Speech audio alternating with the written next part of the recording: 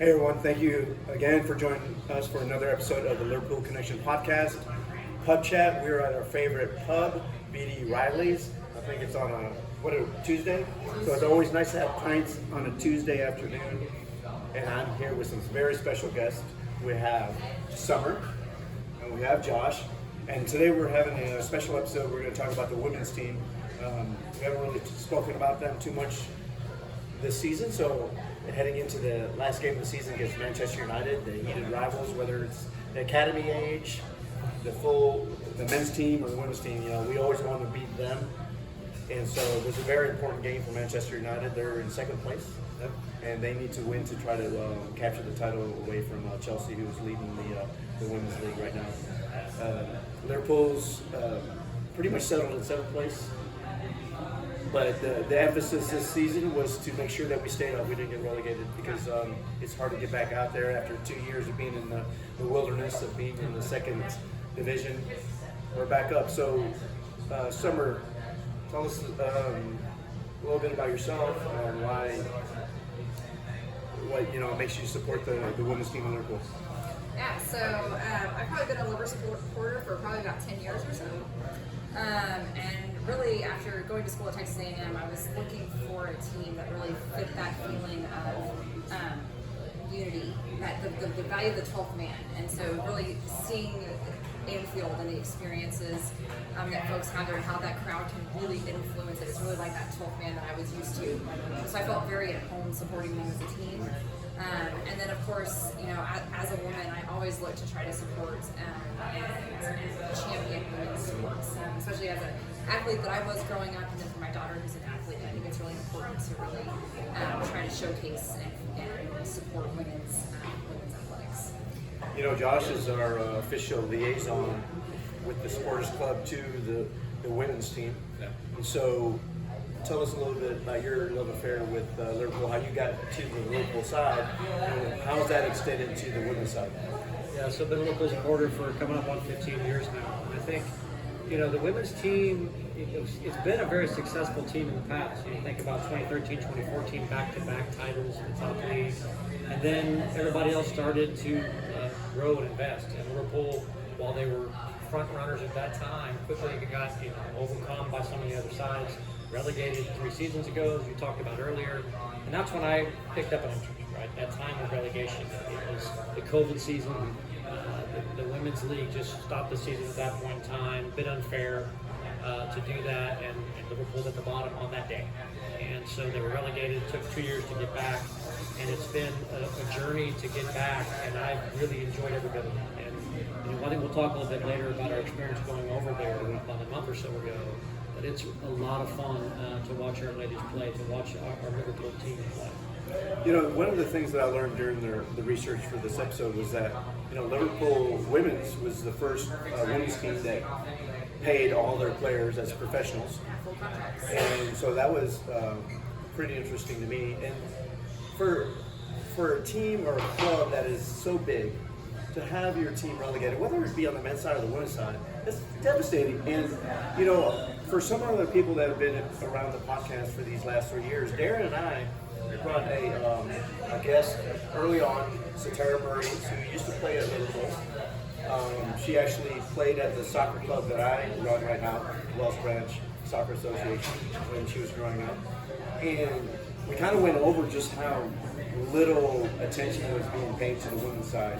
So this was 3 years ago. We had her on the episode, and fortunately, I think the NFL Rap and some of the Red TV and a lot of the other mainstream podcasts started picking up on, we need to pay attention to the women's team, right? And unfortunately, like you mentioned, we were not in the top flight at the time. And as a lot of the men's teams know, once you get relegated, it's hard to get back up there to the top, right? And tell us, so finally they got back this year. They had to really go back and get Matt Beard back to the team to really get us up there, right? We had the most success when he was coaching. We brought him back. It got us promoted again in 7th place this season. But it was, like we mentioned, the priority was to make sure you stay up this season. And so what are your big takeaways from this season and as we head into the next season? First of all, I think it's a huge feat that we were able to stay up. You usually expect those teams that get promoted just get relegated back down the next year. So the fact that not only did we stay up, but we're kind of mid-table, I think is really, really special. And that shows the hard work that the ladies put into that effort. I think just this season in general, it's been a little bit of ups and downs, right? We've won some great games that I didn't expect us to win, and we've gotten our butts kicked on some games that I wish we wouldn't have. And so, I think next year really looking to build on consistency and kind of growing that and keeping the momentum that we get when we win a big game and carrying that on into the next game. I think is really important.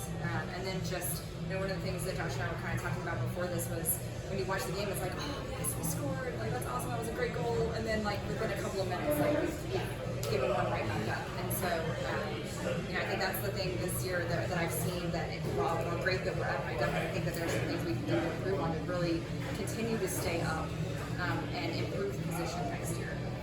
Obviously with any team, the consistency, game after game, year after year is very key to growing the success of the club. But just like on the men's side, Josh, the women's team has had some major injuries. So kind of talk about the ones that you thought were most detrimental to this team, to what really affected their success on the pitch this season. Yeah, I think it's one player in two words, Leanne Kiernan. I mean, she was the focal point of our attack when we earned promotion. You were excited to see what she could do in the WSL, and she gets hurt back in, I think, October, very early in the season. And it's been an 8-month journey to get back. She came on second half against Villa this past weekend. She's got a lot of work to do, obviously, to get back to full fitness. And you see the team struggling to score goals, struggling with the hold-up play up at the top end of the pitch.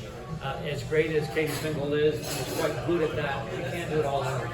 She can't hold the ball up and score the ball by herself. And so losing Leanne Kiernan really hurt. And I think the mid-season addition, she's Dowdy coming back, and I think that's great. But Nagano coming in and being able to play more of that holding role has allowed the Missy Bowles to carry Hollins more freedom in the middle of the park. And with that, go ahead. It only took Josh, 4 minutes, 5 minutes to say this to go. Listen, she's a fabulous footballer, but that creativity that they both can bring in the middle of the park, and they get in and around the box, you see us start to score more goals.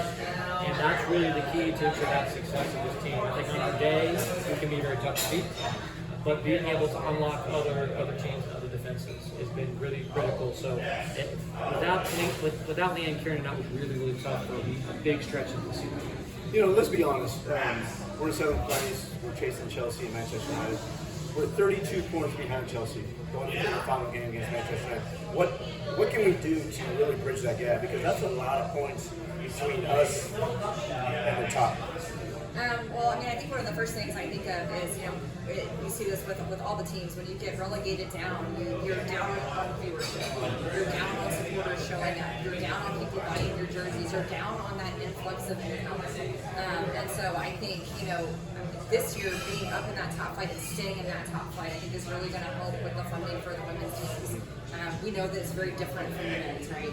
It doesn't bring in the money quite that you see with the men's teams. And so I think the more that we can continue to watch, to support, to do that kind of stuff, that's going to help bring in that additional funding and that additional support, because they are going to need to probably go and acquire some additional talent. I think that there are some folks on the team who, while fantastic, are starting to age up. And so to bring in some young talent is great. One of the folks that you've seen in the last few games is their goalkeeper is I think is 19 or so, which has been really impressive. And some of the stuff that she's done, Green still, but I think continuing to build the depth of that bench so that as these older players age out, we're able to bring these younger folks up and continue that going. But I think continued an additional investment into this women's team is going to be really important. You know what? Another thing I think is very important is that the FSG integrating the women's team into more of what the men are doing. Whether it be the kid launch, because or the parades, having them along with the men's team, I think benefits everyone. It shows young girls that hey, there's a pathway and another reason to support Liverpool. This team has a lot of marketability, right? With Missy Curtis, with Taylor Hines, with Casey Stengel. Did I just call her? Katie. I just called her. That was a flashback Stengel to the baseball days. Woo! I don't like baseball now, but now Casey Stengel, man. All you old school people, go look at Casey Stengel. But anyway, Katie. But there's a lot of marketability there. You know, they're good footballers. They represent the city and the club very well. And any eyeballs that you can bring to the club is usually is a positive thing, right? So where do you see going into next year, Josh? Yeah, I think first of all, this season should have exceeded my expectations, right? To be in seventh place, the top of the second half, if you will, of that table, after just winning promotion, really a great success. And to have beaten what I think will be the champions again, Chelsea, in the first game match of the season, quite frankly, should have beaten them again, except for a couple of unlucky breaks. To take City out of the title race fully last week, and to hopefully do the same to Manchester United this coming weekend. These are really great successes. So what I'd like to see us do, I think, yes, we need to have some additional investment, keep adding players to the squad. You know, 2 or 3 more here or there. I think some help at the back, some additional help up front, and then you might see another midfielder come in. But then I think patience for everybody, right? It's understanding this is a process. It's a multi-year process to go from being relegated to working your way back into the league. Now we need to establish ourselves in that middle part of the table, start to challenge for that 5th, 6th, and 4th spot. I think if we can do that next season, that would be another great step forward, and then you can build from a position of strength. Well, I mean, just like on the men's side, Pop didn't win the league in the first year. It took 5 or 6 years to really challenge for the title. I did want to ask you something. As a liaison for the supporters club with the women's team, what do you find is the challenging part of creating a mindset to say, hey, there is a women's club? Yeah, I think it's multifaceted. First is being able to watch the matches, right? Being back in WSL's helps, but not every match is available to watch. Sometimes you just get audio, sometimes you don't even get that. And so whether it's the club or the FA, I think making those opportunities to watch live matches wherever you are in the world a regular occurrence is kind of the first thing. The second thing is getting more people to pay attention and consistent attention to it, right? Whether it's in our group, within our supporters group here, organizing more matches here at the pub, especially these kind of double header situations with the men's team, to get more people to watch and to pay attention. And what I would tell everyone is when you watch our women play, you're watching Liverpool football. We had the luxury of going to watch the men and the women on back-to-back days about a month ago. And you go to Anfield, and we were in a car, and you sing You'll Never Walk Alone, and it's moving. It's everything you want it to be. We go to Prince Park the next day with 2,500 or so folks, and we sing You'll Never Walk Alone, and it's every bit as moving. And you realize very quickly, I'm in a Liverpool football match, and I'm with Liverpool football supporters. And yes, it's the women's team playing, not the men's team playing. And so what I would say is everybody understanding that if you're a Liverpool supporter, that you want to support Liverpool teams no matter who's on the pitch. No, I think that's great. I mean, that really kind of steals the words right out of my mouth. I think, another thing that we talked about, and you were talking a little bit with me about your trip, was just the distance to try to get there. It's not an easy trip to go watch the women play. And so, and the fact that they don't have their own kind of home stadium, I feel like that would really bring a sense of place and belonging in the group. And I think that's something that's kind of a little bit difficult. You want to continue to see some level of equality, knowing that they're not going to bring in the revenue that the men bring in. But it's a place to practice. It's a good place to practice. It's a good place to play. It's a good environment to be in that you want to see them build and create to really kind of help bring that. And I do. I know we're kind of on our Facebook page trying to post a lot, kind of doing play-by-play of what's happening in the game on our posts and stuff, but seeing more interactions with that. Posts about the men get tons of interactions. Posts about the women don't get very much. And so, just trying to get more people to understand that, like Josh said, this is a Liverpool team. And if you support Liverpool, you support them as well. I think it's really important. You mentioned the training. I think that's always been a point of contention that they don't train with the men. You have the academy and the men train at the same place, and not having the women train there. I think it's a disservice and kind of sexist in a way that they're not in the same place as everyone else. because they put on the red shirt. The men put on the red shirt. The academy boys put on the red shirt. As you guys know, I played in a couple Legends games. I put on a red shirt. It wasn't the red shirt of Liverpool, but it was red, and I got to play there at the training. And I felt this pride, and I can, just to think that they don't get to train at the first-rate facilities. That's still kind of something that I'm really not okay with, and hopefully FSG does recognize that needs to be rectified in the future. But you mentioned that we had gone to see a game. They're playing their games at Tranmere Rovers at Brenton Park. The atmosphere was great. It was kind of rainy, so a typical English day. We beat the Seagulls 2-1 Seagulls. But it was a great atmosphere, very family-oriented. Always great to see a victory. And just the atmosphere was pretty awesome. I almost got kicked out of the stadium. You did get kicked out of the stadium. Here's the thing I add about the atmosphere. And look, you watched last summer when the English women won the Euros in England, and you saw them backing out there. And you knew something was afoot there, right? And we went to the match to watch our women play. 2,500, 3,000 folks there, and families, as you talked about, and mothers and daughters and fathers and daughters, but also mothers and sons and fathers and sons. And as important as Summer talked about your daughter as it is for young girls, it's as important for young boys. And the most active fan in the ground, except for the Brighton fan over our left-hand shoulder who kept Saudi Seagulls, was about a 12-year-old boy behind us, and he was on the refs. He was fussing at our players.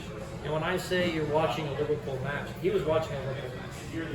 It was the women, it was the men, didn't matter.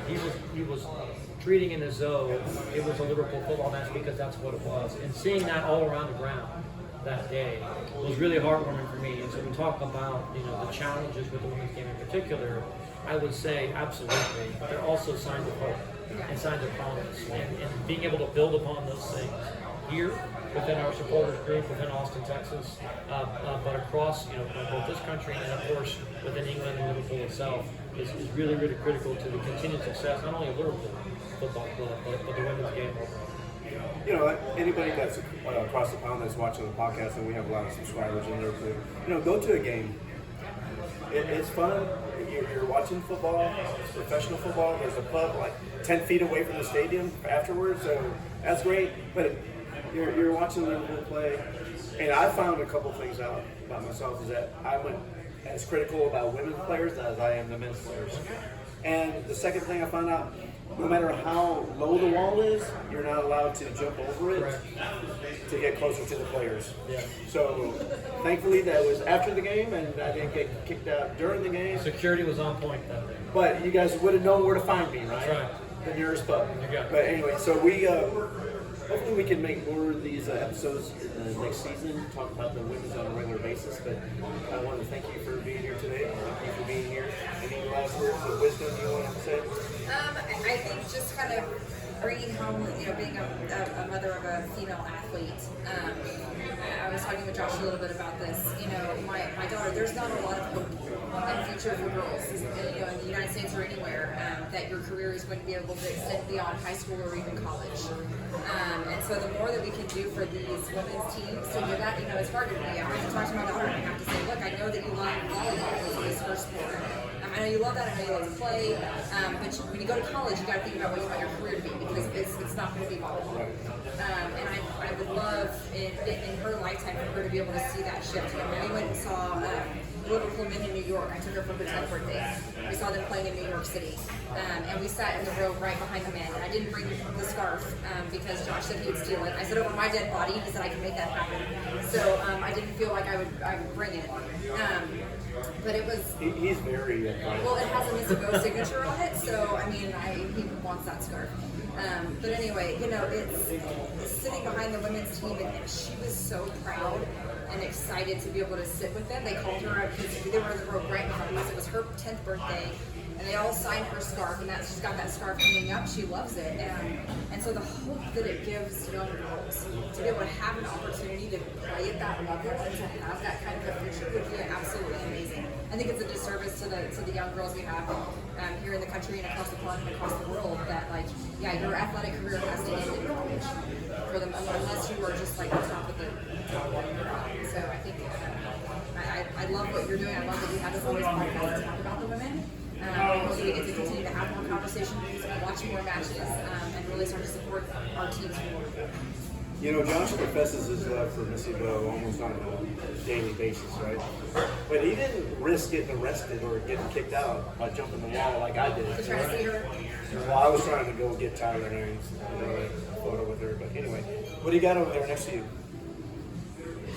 Yeah, well, so we got This is this. Josh's custom made. I could have gotten a signature, but Missy Bo kit, fabulous young footballer for the Liverpool Football Club. So here's my final thought. It'll be this.